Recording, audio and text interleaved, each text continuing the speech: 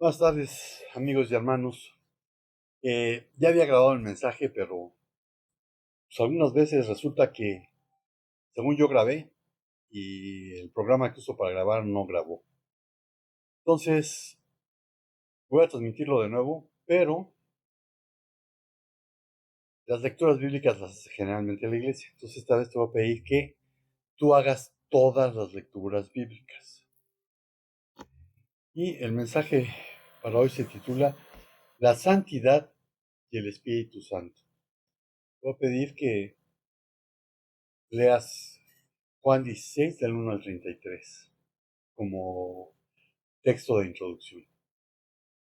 Y sin más preámbulos, vamos con el mensaje semanal. La santidad y el Espíritu Santo. Es curioso que la palabra espíritu en español es de género masculino, mientras que la palabra hebrea, ruach, pertenece al género femenino, y la palabra nefma, en griego, es de género neutro. Las dos últimas significan literalmente viento o aire en movimiento. Y en conformidad con los especialistas, su sentido original es aliento, es decir, el aire puesto en movimiento por la respiración. Sin embargo, cuando hablamos del Espíritu Santo, estamos hablando de mucho más que el viento. No estamos tratando con una fuerza o poder impersonal, porque el Espíritu Santo es la fuente de la vida verdadera, la vida en plenitud. Es el otro consolador, el Paráclitos, un abogado defensor, un intercesor, un auxiliador, uno que ha sido llamado al lado de alguien con un propósito. Sin embargo,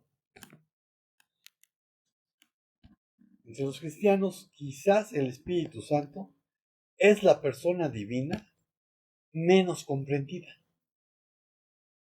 lo que conduce a uno de los autoengaños más peligrosos: intentar vivir una vida santa independientemente de él, sustituyendo el poder otorgado por él con métodos, la comunión por programas y la llenura del espíritu por disciplina externa. Y el resultado es evidente. Cristianos que saben mucho o que pueden saber mucho, pero vencen poco, que hablan de santidad, pero viven en ciclos de derrota. La Escritura dice: recibirán poder cuando el Espíritu Santo descienda sobre ustedes, y serán mis testigos, y le hablarán a la gente acerca de mí en todas partes, en Jerusalén, por toda Judea, en Samaria y hasta los lugares más lejanos de la tierra. Hechos 1:8. Además, la Escritura enseña que quien no tiene el Espíritu Santo es considerado un hombre natural, alguien que, aunque esté físicamente vivo, esté espiritualmente desconectado de Dios, es incapaz de comprender su voluntad y no tiene la seguridad de pertenecer a Cristo. Aquí te voy a pedir que leas Romanos 8:9, que leas 1 Corintios 2:14, 1 Corintios 2:14, Judas 1:19, Judas 1:19 y Efesios 2:1. Efesios 2:1. Y cuando hablo del hombre natural, estoy pensando en lo que Pablo escribió a los Corintios, cuando está escribiendo al cristiano carnal. Y la diferencia entre un cristiano carnal y un hombre natural solamente se nota espiritualmente, porque exteriormente se ven igualitos, actúan de la misma manera. El problema con el cristiano carnal es que no se nota la diferencia con un hombre natural. Y la santidad es el estándar innegociable de Dios. De primera de Pedro 1:16. Primera de Pedro 1:16. Dios dijo: sed santos porque yo soy santo. Y en griego el término para santo es agios, que implica una separación total.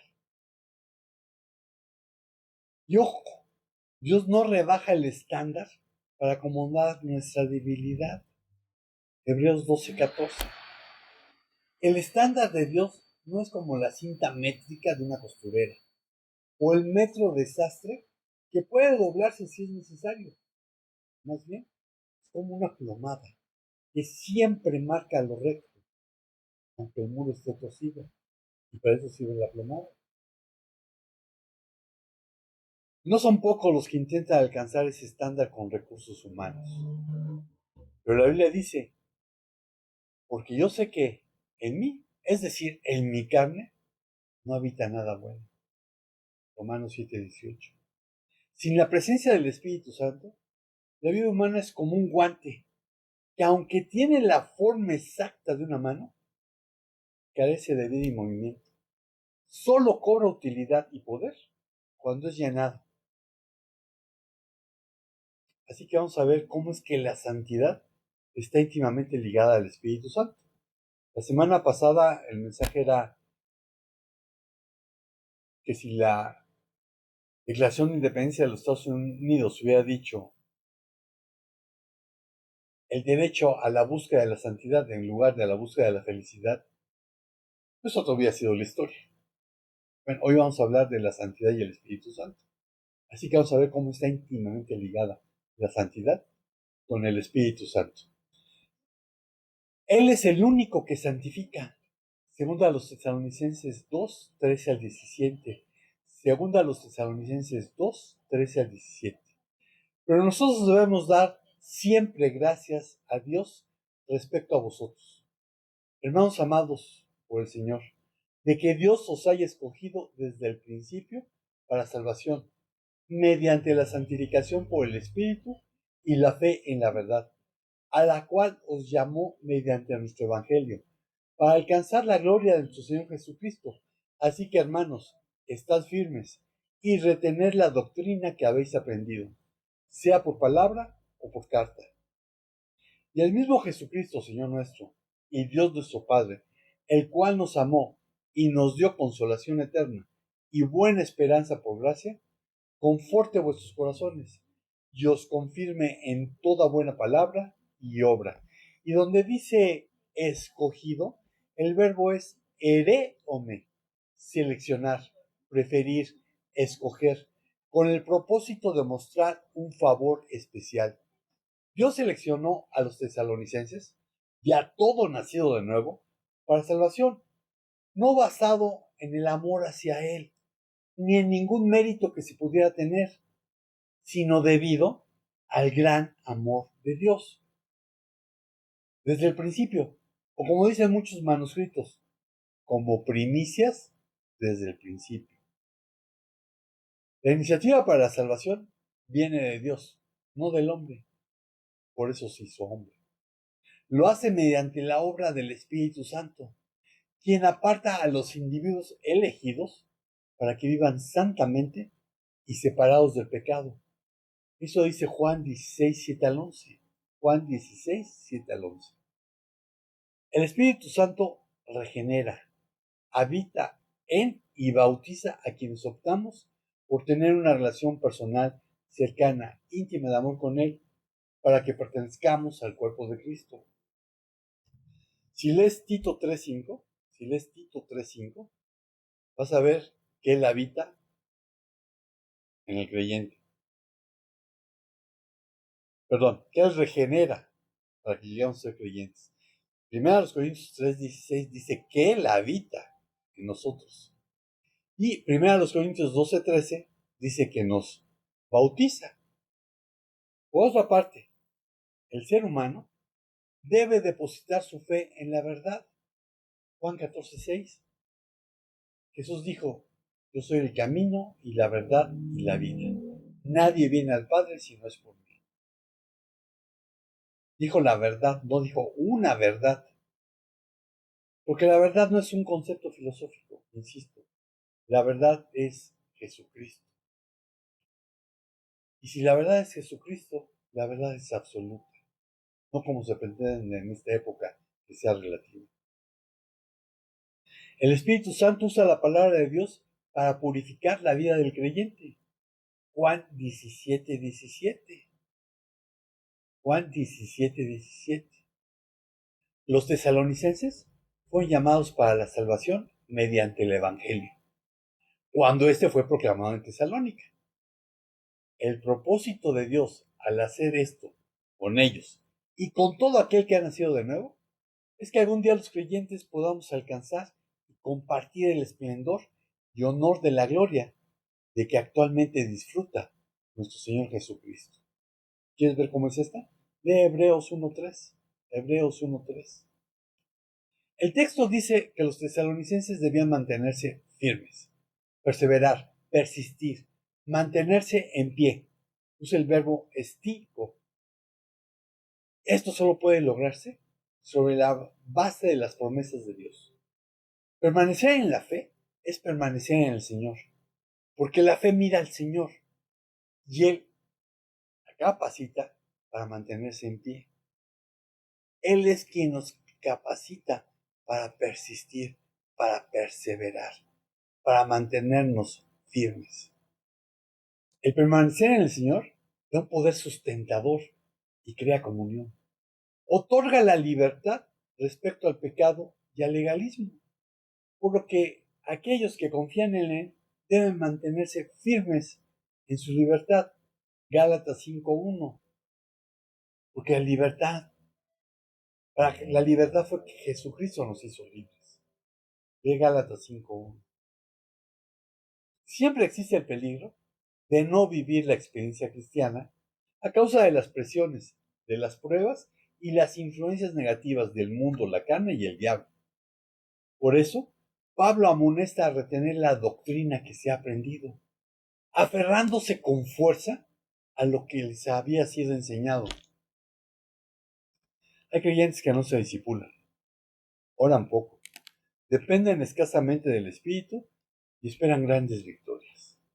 Eso no es fe, es ilusión espiritual, porque no vences a la carne luchando directamente con ella, sino caminando con el Espíritu.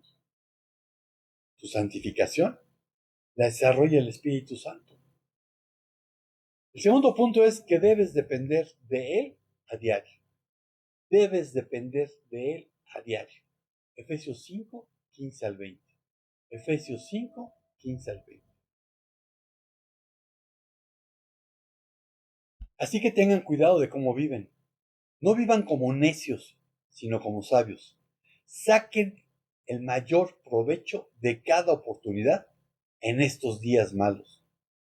No actúen sin pensar, más bien procuren entender lo que el Señor quiere que hagan. No se emborrachen con vino, porque eso les arruinará la vida. En cambio, sean llenos del Espíritu Santo, cantando salmos e himnos y canciones espirituales entre ustedes y haciendo música al Señor en el corazón. Y den gracias por todo a Dios el Padre en el nombre de nuestro Señor Jesucristo. Esta es la Nueva Traducción Viviente. La sumisión al Espíritu es diaria, consciente y radical. La mayoría de las traducciones no expresa completamente lo que el griego dice. Alá piruste enefmati. Piruste proviene de pliroo, que es el verbo para llenar, completar, hacer pleno. Y se encuentra conjugado en tiempo presente, voz pasiva en modo imperativo de la segunda persona del plural, por lo que la traducción literal es sed llenaos o dejaos llenar. Y ya te lo he dicho antes, no me gusta la gramática, pero es útil para tener una mejor comprensión de lo que un texto dice. El que esté en presente imperativo implica una acción continua o habitual. Seguid siendo llenados. Estad constantemente siendo llenados. La voz pasiva significa que el sujeto no se llena a sí mismo, sino que recibe la acción. Indica dependencia de un agente externo, implícitamente Dios. Y está en plural, porque está dirigido a la comunidad. no solo al individuo. Hay una preposición que es la preposición en, que básicamente significa en, con o por medio de. Y en este caso se encuentra en dativo, por lo que debe traducirse por medio del espíritu, en vez de llenos con el espíritu. Así llegamos a la traducción ampliada, sino sed continuamente llenados por medio del espíritu. Esto implica que es un mandato continuo, no es una experiencia única, sino una condición constante.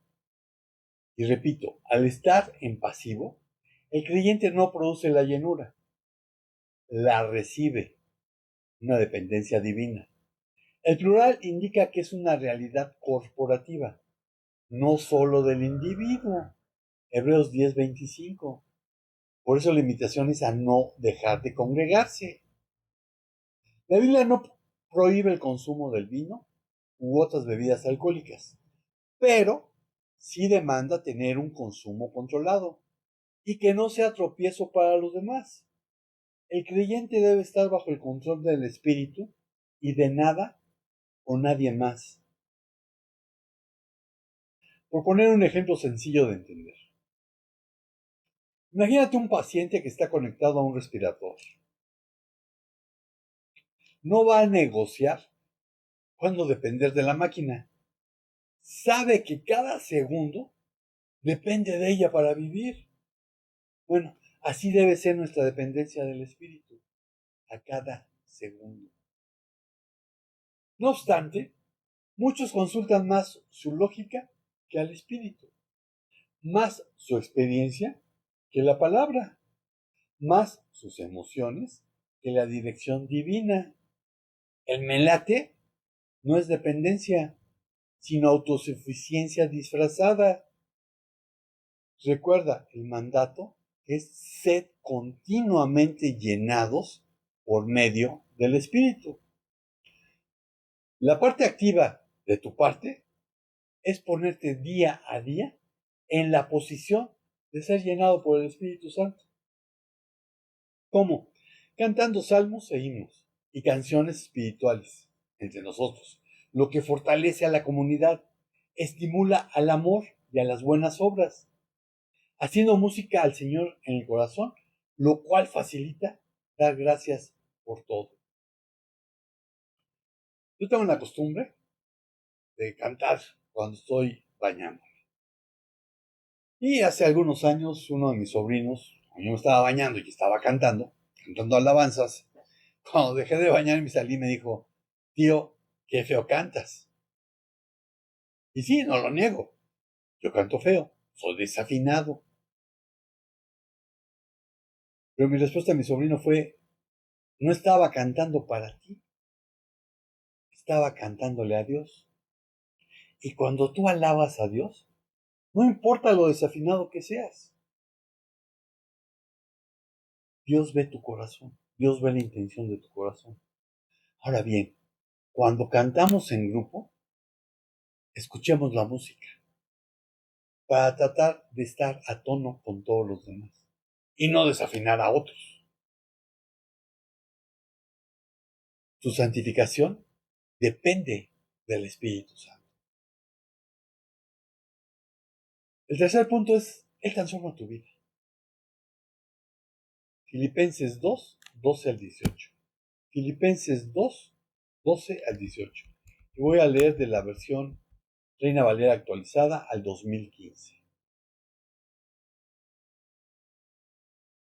De modo que, amados míos, así como han obedecido siempre, no solo cuando yo estaba presente, sino mucho más ahora en mi ausencia, ocúpense en su salvación con temor y temblor.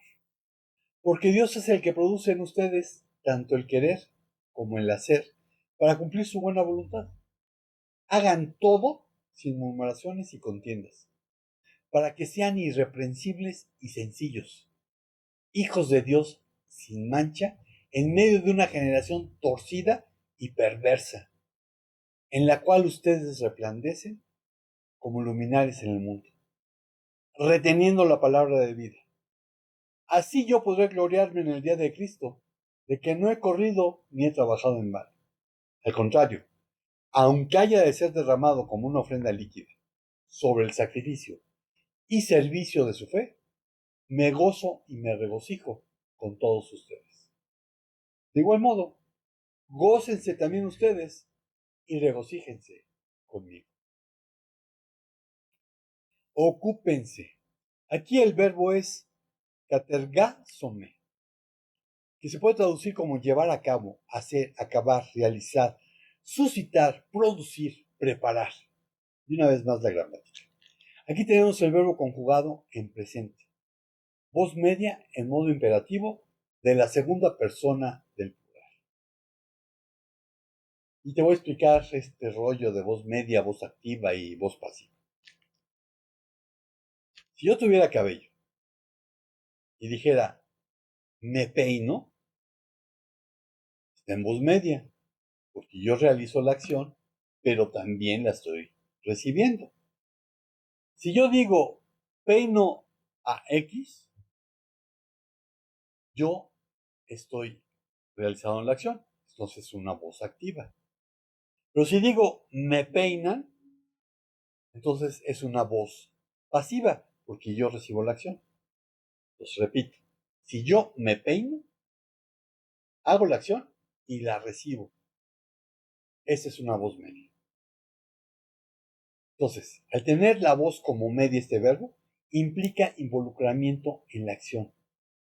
Por lo que la traducción literal es, ocúpense, trabajen activamente en su propia salvación. Y la palabra para salvación es sotiría, que puede traducirse como liberación, la salvación o el proceso de ser salvado. Entonces podríamos pensar que todo depende de la fuerza propia, porque dice ocupaos. Pero el versículo 13 introduce a una, a un, a una frase que dice, o energón, obrar, trabajar, hacer funcionar, otorgar la habilidad para hacer algo, realizar, producir, hacer que exista.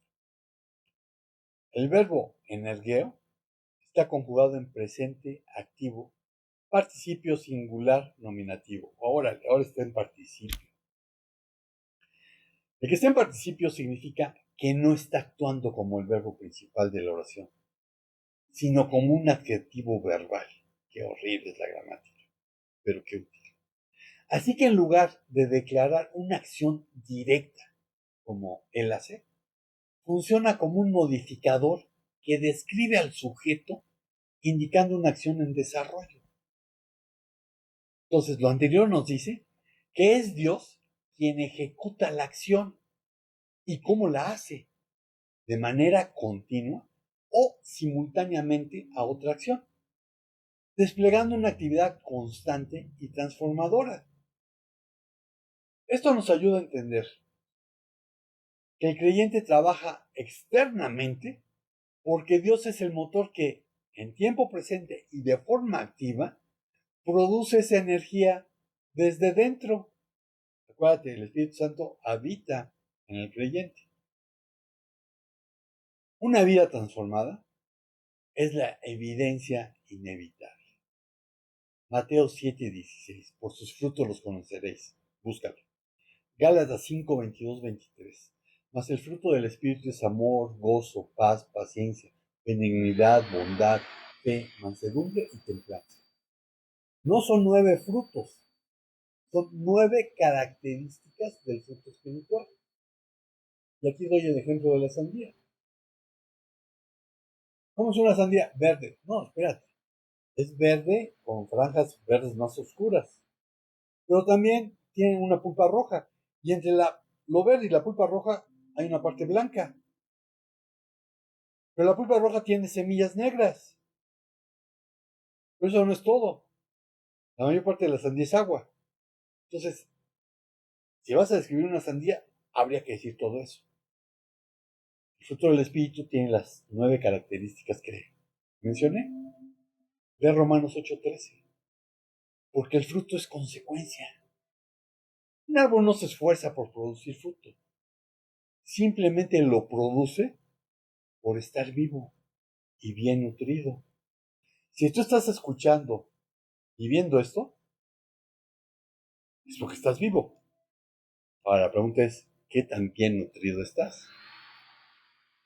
Y solamente puedes estar bien nutrido si estás recibiendo sana doctrina. Si estás buscando en internet y agarras todo lo que aparece, yo tengo mis dudas de tu nutrición. Y como he dicho antes, yo me hago responsable de lo que yo te cocino. Si tú comes en otra parte, tu nutrición no es responsabilidad mía. Si tú te la pasas comiendo chatarra en internet, tu nutrición no es responsabilidad mía. Ahora, si no hay fruto, no culpes a tus circunstancias ni a tu carácter. Mejor examina tu dependencia del espíritu, porque una vida rendida a él produce evidencia visible. No puede dejar de verse. El Espíritu Santo transforma tu vida. La conclusión es que el Espíritu Santo debe gobernar. Busca Romanos 8, voy a leer del 8 al 14. Romanos 8, del 8 al 14, y voy a leer de una versión que es la textual, la Biblia textual. Así que los que están en la carne no pueden agradar a Dios, pero vosotros no estáis en la carne, sino en el Espíritu, por cuanto el Espíritu de Dios vive en vosotros. Y si alguno no tiene el Espíritu de Cristo, este no es de él. Pero si Cristo está en vosotros, el cuerpo a la verdad está muerto a causa del pecado, pero el Espíritu vivo a causa de la justicia. Y si el Espíritu del que levantó de los muertos a Jesús vive en vosotros, el que levantó al Mesías de los muertos vivificará también vuestros cuerpos mortales por su Espíritu que vive en vosotros. Así que entonces, hermanos, somos deudores, no a la carne, para vivir conforme a la carne, porque si vivís conforme a la carne, estáis a punto de morir. Pero si por el Espíritu hacéis morir las obras de la carne, viviréis, porque todos los que son guiados por el Espíritu de Dios, estos son hijos de Dios. Deudores. El verbo es ofiletis, y no solamente se traduce como deudor, sino también estar bajo obligación. Pero el texto dice que no estamos bajo ninguna obligación con la carne. Y donde dice que somos guiados por el Espíritu de Dios, habla de ser conducidos, de ser llevados, de ser dirigidos. Quienes así lo somos hijos de Dios. La santificación es a la vez algo que Jesucristo adquirió para siempre para el creyente. No hay manera de que pierdas la salvación. Hay quienes leen, ocúpate con temor y temblor de tu salvación y llegan a la conclusión de que la puedes perder. No, ocúpate con temor y temblor porque es demasiado valiosa. A ti te salió gratis, pero costó la sangre de Cristo. La gracia es una maravilla, es gratis, pero el precio es altísimo. Y Cristo se encargó de salvarnos perpetuamente.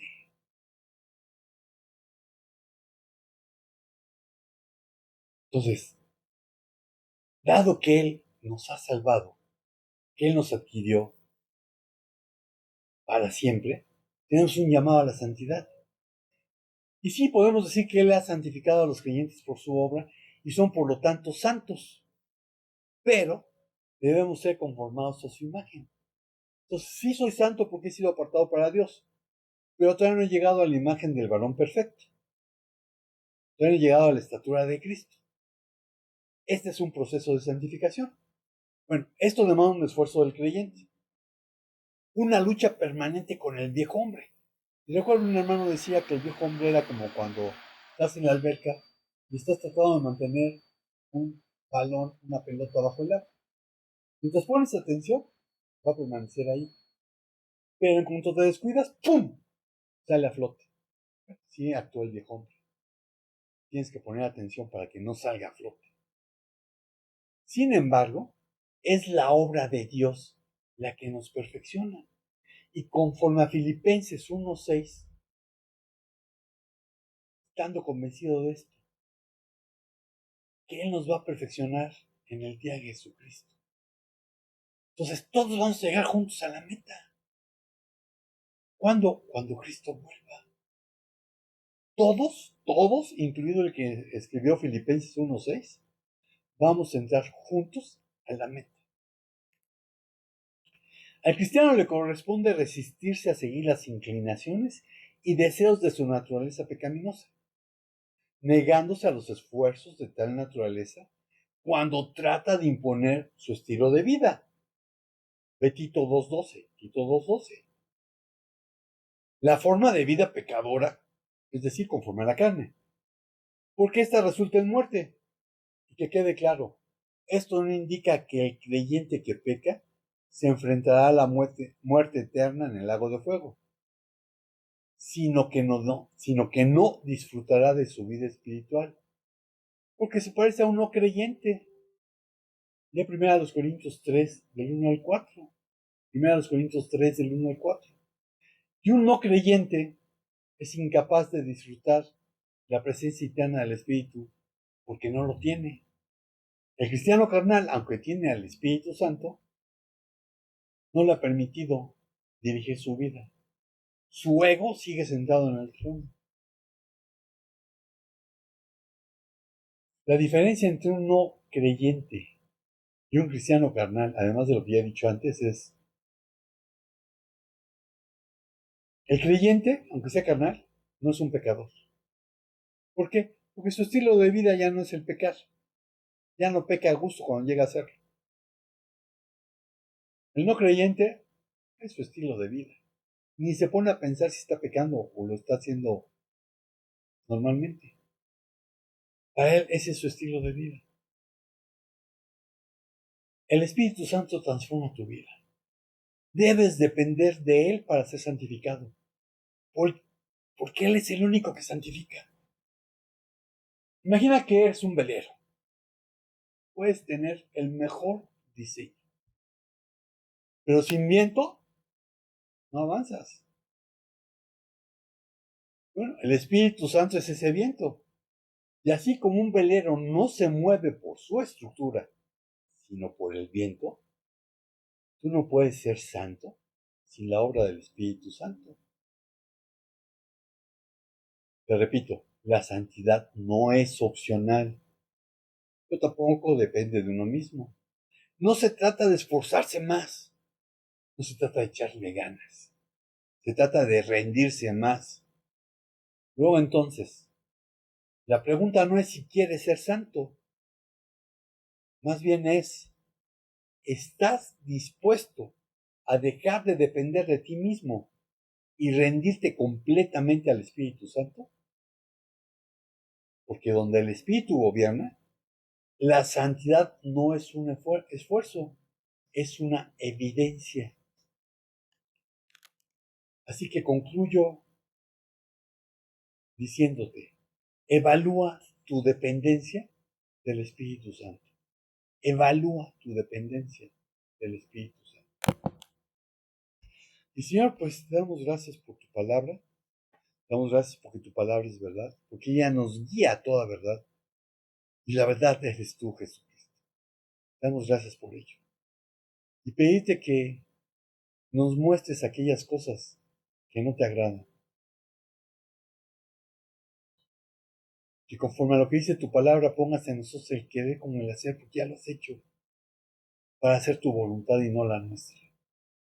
Que sigamos el ejemplo de Jesús en Getsemaní y oremos diciendo, pero no mi voluntad, sino la tuya. Y gracias, en el nombre de Jesús. Amigo y hermano de Internet, estamos despedidos. Te repito, lee todas las citas bíblicas. Si el Señor no dice otra cosa, nos veremos por aquí la próxima semana. Y ocúpate en su santidad. Estamos despedidos. Shalom, shalom.